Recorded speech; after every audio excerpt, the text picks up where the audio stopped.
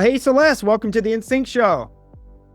Hi, Cory. Thanks for having me as your guest again. Always love chatting and talking shop with you. Thanks for jumping on with me, as always. I've got Celeste Berke Knisely with me. She is a hotel sales trainer and certified gap seller. So, Celeste, what has got you fired up recently? Just one thing I can say is that I'm seeing lead volume decline and a very slow reaction time from specifically hospitality management companies and sellers, really doubling down on hope as a strategy. And that, my friends, is not going to bode well. We're going to start to see some massive impacts. We're already seeing it in some markets right now. So because we're going to talk about that today, you've got to listen to the end. Cory and I will have a little bit of an announcement on something that's going to help sellers, management companies, and owners feel a little bit more at ease about your team's ability to react and be proactive to what is happening right now with the shrinking lead volume. Oh, I love that tease. Can't wait to the end, by the way, to reveal that. So we are going to talk about lead drought and how hotel sellers can flood their sales pipeline. So I'm going to jump right at it and ask you, what's really drying up, by the way? So in some markets, not all, lead volume is on a decline. If you're unfamiliar with lead volume or you talk about pipeline or opportunity creation, there is not enough inbound, so RFP requests coming into your hotel like there used to be. So what that means is you don't have as many opportunities to bid on, to send those blind proposals to. Therefore, that doesn't translate to a healthy pipeline. So weak lead volume coming in many markets that are reporting to us that they are seeing a decline in lead volume. In some markets, hearing 30-ish%. Wow, that's pretty dramatic. So is this slow season? Is this just the economy? Or do you see something more systemic, by the way? Yes, and. I think there's a podcast out there that's called Yes, and that my friend used to run for a while. Yes, and. So obviously, what we're all seeing in this economy is basically a tightening up of monies, of spend because of uncertainty. I think to some degree, we're always going to have that. There's going to be some economic uncertainty. Right now, a little bit uncertain as to what's happening now because travel was reduced, tariffs, etc. in some major markets that were reliant on overseas travel. That stopped, that shrunk. I was talking with a hotel team a couple of months ago, and they were saying that a massive piece of business pulled out because their travelers just weren't going to come here from overseas to the US. So that is one. Secondarily, I do think there's been a shift in post-pandemic. There was this whole work from home. If you worked for Zoom, you had the biggest business aside from if you were selling masks during COVID and PPE, where your business skyrocketed. Most of the hospitality industry was decimated because the travel volume decreased. Now, post-pandemic, still 5 years later, there are massive companies that are not having in-person events. They're not sending many people to travel because individuals can do that from home. They can do it from what you and I are doing right here. And then thirdly, we have a generation who has been brought up on this, right? The cell phone, the Snapchat, the Instagram, I'm going to do whatever I can to search on the internet before I actually have to talk to a human, at all costs. And so we're seeing a rise in Agentic Search, specifically from planners. And I think Steven put out some statistics on there. You may have those off the top of my head. I don't, but I want to say something like 57% of planners have reported that they're using AI for their planning purposes. If you dive deeper, Agentic Search is on the rise for those who plan because they're able to put information into an agentic search that, think about it, goes out there and it crawls the internet and it serves them back information. That is a very low lift on their end versus having to go through a third-party tool to put in all of your data to select things, when I can just put in a couple prompts and be told, these are the hotels that you should source. Absolutely. I don't know if you saw my test. I was Cory Falter, the 5-minute meeting planner. I was able to source some hotels. I think it was the Raleigh Hotel I came up with. Yeah, it was in Denver. Yeah. Have you been there? No, but I saw your post on it. Hashtag always be following Cory on LinkedIn. Hey, and likewise, obviously, that's how we met on LinkedIn. No doubt, Agentic is going to make a huge impact of what's going on. Now, in addition to that, a fourth item in there is the non-professional planner, which most of your branded properties are not at all speaking to that, which is CBET, their numbers, 50 to 80% of smaller, under 50, 75 meetings are from these administrative assistants, executive assistants. They need hand-holding. You go to a big box or a branded property, they're not speaking to these buyers and they're bouncing. They're going to other places. And a lot of hotels have no idea this is happening. And if you and I talk about this all the time, putting yourself in the shoes of your prospect and going through that process of planning your own meeting, it's eye-opening. You're like, totally. I actually did this. So I think that is a great way for you to see it through. We always talk about like, how do you see things through a buyer's lens? Take off your selling hat for a second and think about, what is a buyer looking at? We talk about that from your LinkedIn profile, but you're also your online visibility.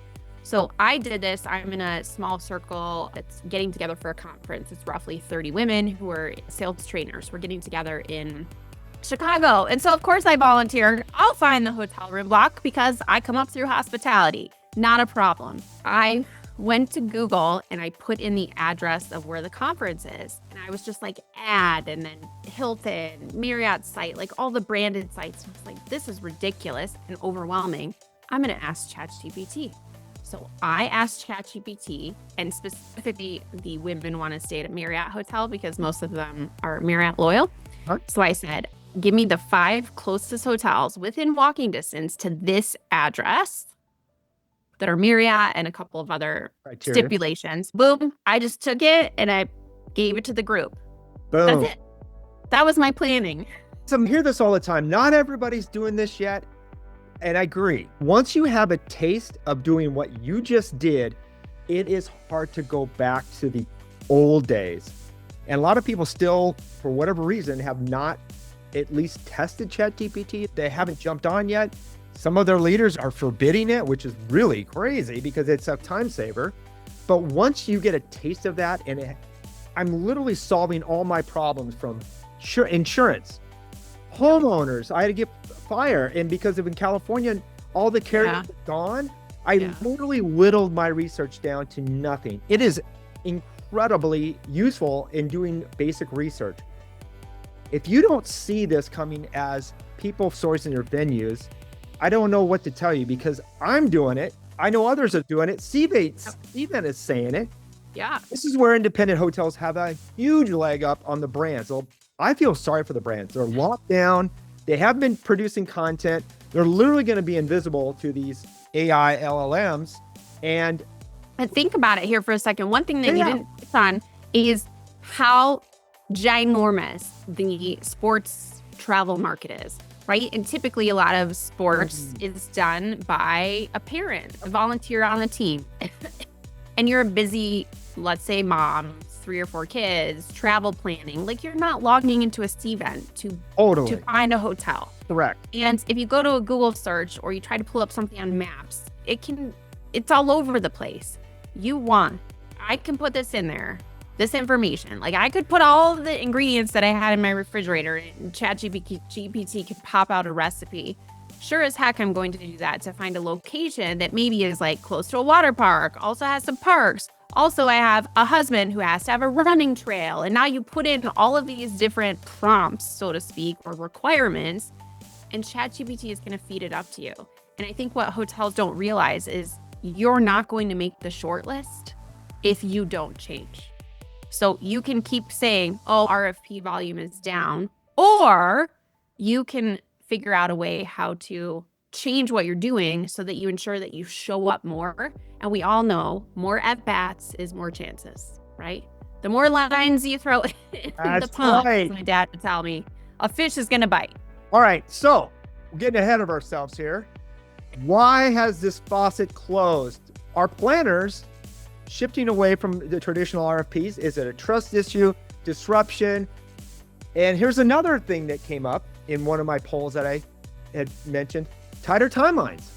So I love the tighter timelines because this brings me back, and I hate to be that person that's back in the day when I was on property. It wasn't too long ago, so I can still say that. I still hear it from hotels that their response time to RFPs is still super low, or takes too long. Takes too long to respond to RFPs because they're inundated. They ask so many questions. Maybe somebody's out of the office. Now you have to go to food and beverage and the chef is busy, et cetera, to get all this information in order to respond to an RFP. And often with those smaller events, it is the quicker you can get the RFP in, that person wants it done and off their plate, right? They're not going to wait like they used to years ago. Oh, we'll wait and we'll look at the RFP in a week and we'll respond. You don't have that luxury at smaller hotels. But also, I do believe that sellers have done this to themselves. Think about it. If you're a planner and year after year, you're getting inundated with the same, don't contact me. And now all of a sudden you have sellers who are contacting you saying, just following up on this RFP, just checking in, just wanted to see where you are with your decision. At some point, like, you no longer want to go through that.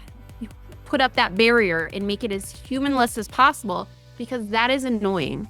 And it doesn't speak to how that helps your buyer that comes at it from a seller's lens of what's in it for me? How do I get this business? So I do think that has put a wrinkle. And also, in case you think Cory and I are making this up, go ask ChatGPT why RFP volume is down. It is going to say, because of sellers' bad behavior and then just checking in and just following up on my RFPs, the planners are choosing to have basically a rep-free experience. And it's because now they have the ability to. No one wants to wait. Amazon's taught. God, I have to wait till I don't get same-day delivery? What? I know. Sure, I'll buy a little bit more. Totally. In addition to that, I don't know if you saw the results from my Raleigh hotel, but it even gave me pricing. So it gave me ballpark pricing. I don't even necessarily have to go through that process anymore. I couldn't afford the Raleigh hotel. I could move on to something else. Yes. That is changing everything. So it's a quicker no, or making an actual short list when you have the information. But what I think teams don't realize is this goes back to, for any of you that were at Marriott, that were in the local area knowledge phase, where we had to keep prompting the back end of the website on property. You had the ability to add to those, like the local area knowledge. So we, unbeknownst to us, were adding like the SEO. Anytime a new venue came or something came up, you're adding that, right? Because you want to be able to rank for that and show for that.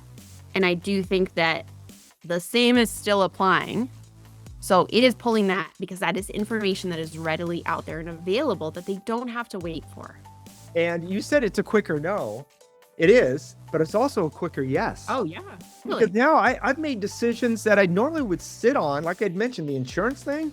You're not sure, you're waffling, the regretful buyer's remorse. It's removed so much of those barriers for me already. If hotels and sellers just understood, and I know this is going to be the third question of things that we can do to turn the faucet back on, but it's actually going to turbocharge the sales process if they're set up for success. How can hotels turn that faucet back on, Celeste? One thing I think we have to make very clear here is that Cory and I are proponents of diving in and truly understanding your buyer and how you can help them. We are in no way saying skip sales conversations. And in hospitality world, you don't really call it discovery. You call it like a sales call, right? You have a call. We're not saying skip all of that. What we are saying is, how do you ensure you get to the front of the line, that you show up, that you're visible, and that people have an understanding of who you are before you even have the at-bat to have a conversation. So it's like the work that goes in before you actually dive into sales discovery, which is a whole separate topic. So what we've seen, and I love saying this because I'm a true testament to an old school hospitality seller that had to learn a new way. I'm almost 46 years old.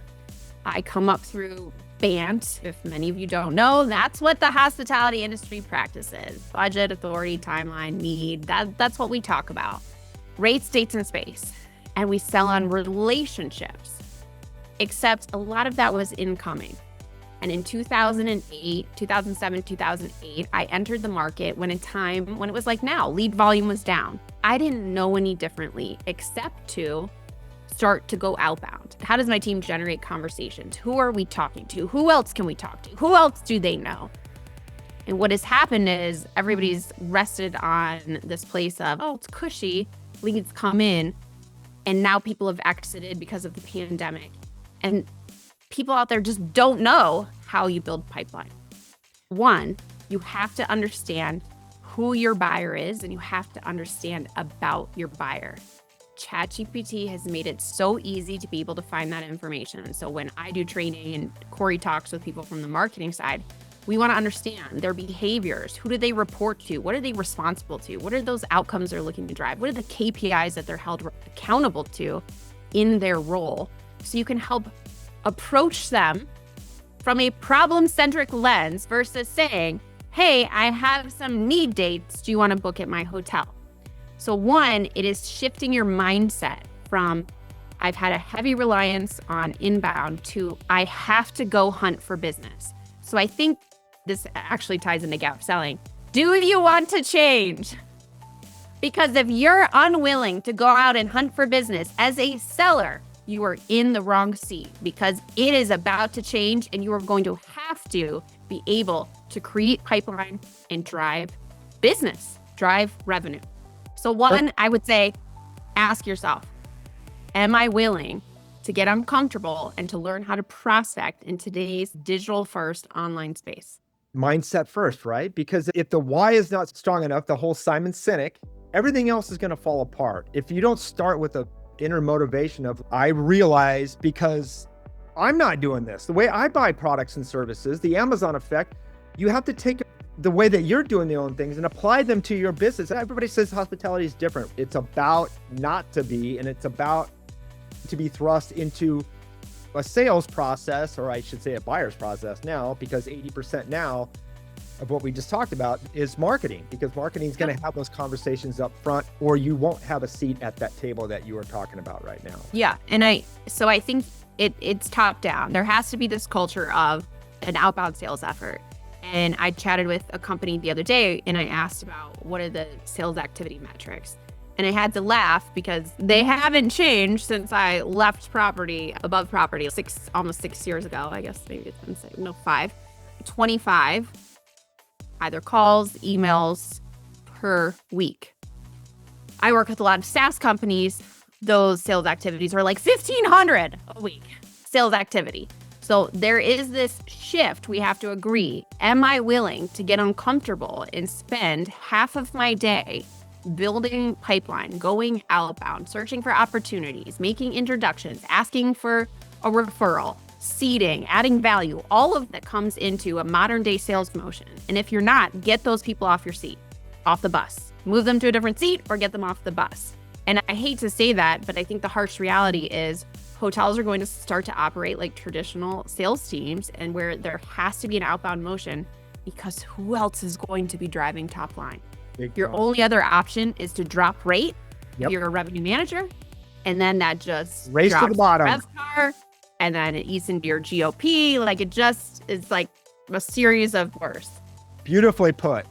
Imagine if those same sellers, it doesn't always have to be the uncomfortable call, right?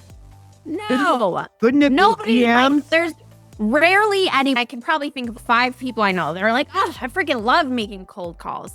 Now, I also cringed at making cold calls on property, but I think I cringed because I was coming from a place of I'm trying to sell them something. And I've learned over the past 3 years, I'm trying to help somebody, and this is how I help them. Are they experiencing one of these problems? And when you lean with that and you detach from the no, it doesn't feel as cringy. And I love where you're about to go. I've also been able to build a community, and so have you. I think we're like rivalry, right? I need to do a better job of maxing out my connections every week. The more people I connect with and talk with, the more people that they know, and the more people that they know. But if you're just sitting behind a desk every day and you don't have any visibility, you're not building community, you don't have the connections, you don't have that like old school Rolodex online, it's going to be harder for you to feel comfortable tapping into that community. You brought up a really good point. You said learn to be uncomfortable. And I think when you say outbound, naturally, I think a lot of people say, oh, I have to make outbound calls. But what I was trying to get at is it doesn't mean just calls of what you said. If you are active on LinkedIn, putting yourself out there on video, yes, that's uncomfortable, but putting myself on video is not as uncomfortable as making calls. Right, totally agree. And then even a softer outbound approach, and here's my low-hanging fruit, how much golden nuggets are locked into your sales and catering system that's collecting crickets and dust, that if you just touch them with value every month, and then you pick up the phone and they recognize, Celeste, wow, I just got your amazing value-packed email. I've been waiting to talk to you. By using a multiple of tools, it doesn't necessarily all have to be uncomfortable, but it has to be proactive, I would think. Definitely. And what happens is, and this is why we don't know what the shift is, but traditionally what has happened is most people who are in a hunter and a farmer combined role usually tend to focus on farming, right? It's easier. Oh, this email just came in. This RFP came in. Oh, I need to respond to this person. Oh, I need to go to the front desk. Oh, I need to do this. And this is why in a lot of tech companies and those that have a traditional non-account management role, they don't have that.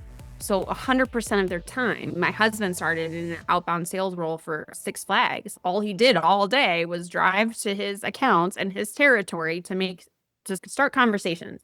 He wasn't like in his CRM. That wasn't part of his job. And a lot of companies, when you have, that's all you know. But when you start bringing in the other things, it's our natural tendency to shift away from the uncomfortable things.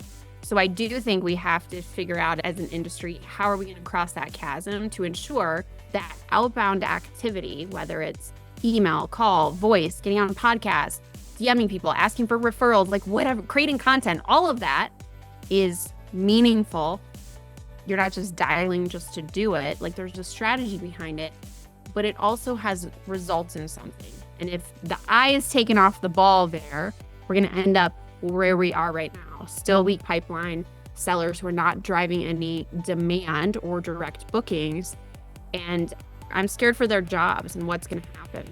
At some point, don't you think technology is going to connect self-booking, which is already happening right now? If you're just a transactional person and not a prospecting, building pipeline, wouldn't you think that position's ultimately going to be eliminated anyways? I was told not to bring it up in another conversation I did. No, not here. Not to scare people, but I think it's a reality that all of us have to face of this. Is AI going to take my job?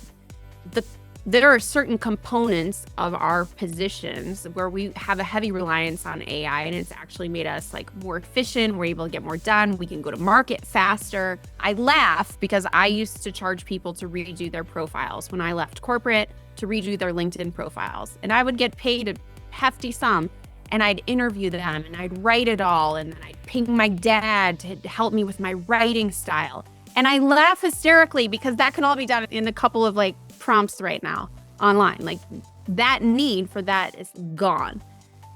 I do see, and I've thought about building it myself, but I know it's coming, and because in other industries, an AI responder coming for RFPs, where the RFP will come into the hotel, an AI tool will scour everything, your menus, pricing, open dates, etc., give options, and there'll be a human review. And then the follow-up process and the touching and the providing value will all be done automatically. So you have to ask yourself, if that piece is going to be more accurate, more timely, and have a follow-up process that has a higher conversion than a human, what are we doing with the human's time?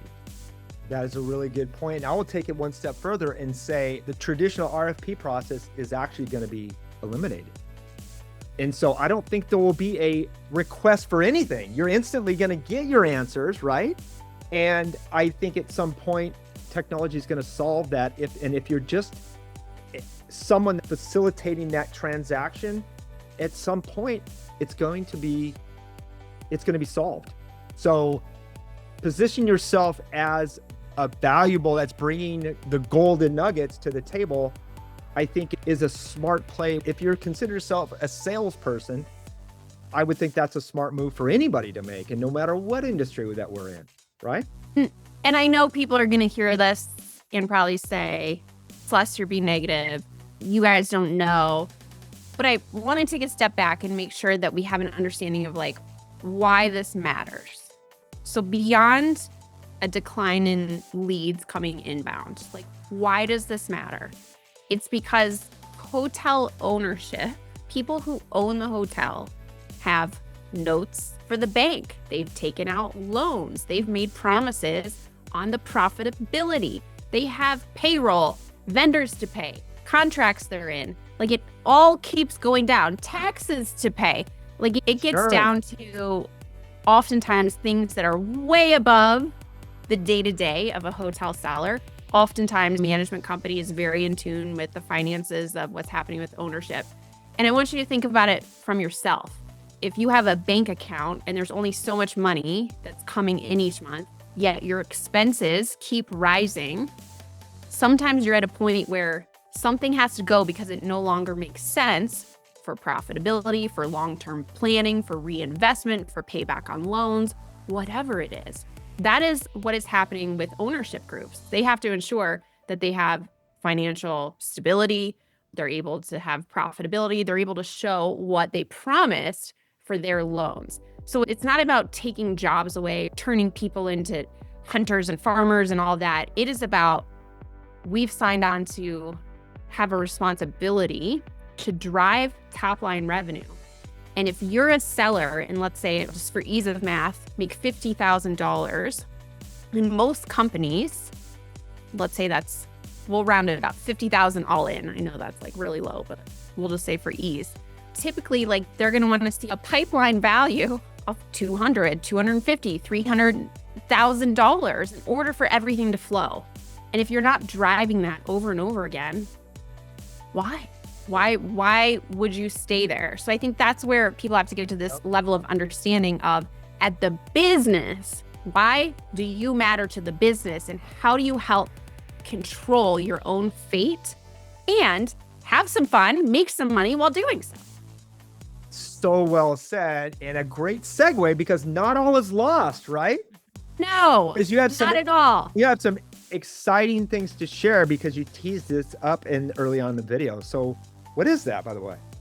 So there definitely are individuals who are driving their own demand, their own pipeline. They're building and creating pipeline. They're not having to rely on third parties, RFPs. They're not sitting around and waiting. Cory, Susan, and myself have been chatting for a while about how do we help solve for this problem of sellers not being able to control their own destiny. And we have something exciting that we're working on coming to hospitality management companies that is unlike anything that's out there. There's a little AI component to it, a community component. I don't know how much more you want to say, but we're really excited to change the way that hospitality sellers sell so that you are able to feel comfortable and confident and build a brand for yourself, as well as drive inbound as a result of your direct efforts. Yeah, not to tip our hat too much, but something that's going to be fun. Yeah. It's going to be snackable. It's community driven, like you had mentioned. Technology obviously is going to drive a big part of it, but most importantly, give you the mindset, tools, and strategies to really win in hospitality. And it shifts as the market shifts. So we will add that. So think about all the trainings you go to that are set in stone. This is what you learn. It never changes. That is not what this is. It is ever evolving.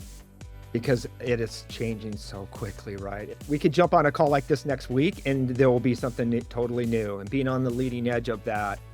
And also important is, because there's so much out there, be able to drill it down to what do I need to know right now and today? Because so much of it's noise. I think a lot of things that we don't learn it because we push it away. There's so much coming at us. Yeah. is to be able to tailor that into digestible and tried and true strategies that do work. I'm definitely guilty of that myself. I've Yeah, done quite a bit of in-person training. And I think this concept came out of that. I realize when you go to an in-person training or you deliver an in-person training, people have told me like they feel like they're drinking from a fire hose. It is a lot, and they're almost paralyzed as to what to do when they leave. We want to take that away by offering a small, slow drip of things that people can be doing or looking for, so that it just becomes like riding a bike. You do the training wheels and those come off, and now you're going, now you're picking up speed. Slow and steady wins the race. Exactly. And like I said, make it snackable and enjoyable, maybe over some coffee or maybe even over happy hour. Who knows? Hey, whatever works. I don't care where people work from. If it's their very best self and it enables them to do their very best job, it could be their feet in the sand. It could be at happy hour. Yeah. No, and I think there's an appetite. People naturally want to do a good job. We want to excel. Absolutely. But what happens is there's a lot of sellers on property that all report to one person who then is stretched very thin. So you're not getting the input. You can't bounce questions off of. It takes a long time to respond. And that is tough to move and shift a culture or change with the market when you just don't have timely and updated relevant information. So we are, for all of those people who are like, I'm craving more training, this, like Cory said, is snackable, and it's also snackable to the bottom line. So if any VPs are listening or VPs of ops, they're gonna be like, wait, what? What did she say? More to share on that. But in the meantime, where can people find you, by the way? Always on LinkedIn, Celeste Berke. If you're following Cory, I'm right there. I try to be in as many comments as he can. I do have my podcast is getting revived here shortly. The Sales Edge is actually coming to a LinkedIn Live that will then be uploaded. So again, Cory and I are practicing what we preach and teach because we build business and we continue to have to prospect the go-to-market strategy, keep up with the trends. So you can find us on LinkedIn sharing that information or subscribe to the Modern Hospitality newsletter, Modern Hotelier, that's on my LinkedIn. Wonderful. Hey, it was a great conversation as usual. And it's going to be, we're going to be big year for everybody. Absolutely. We're going to have a blast doing it. Always fun to catch up. Yes, indeed. So thank you for your time and have a great rest of the week. Likewise.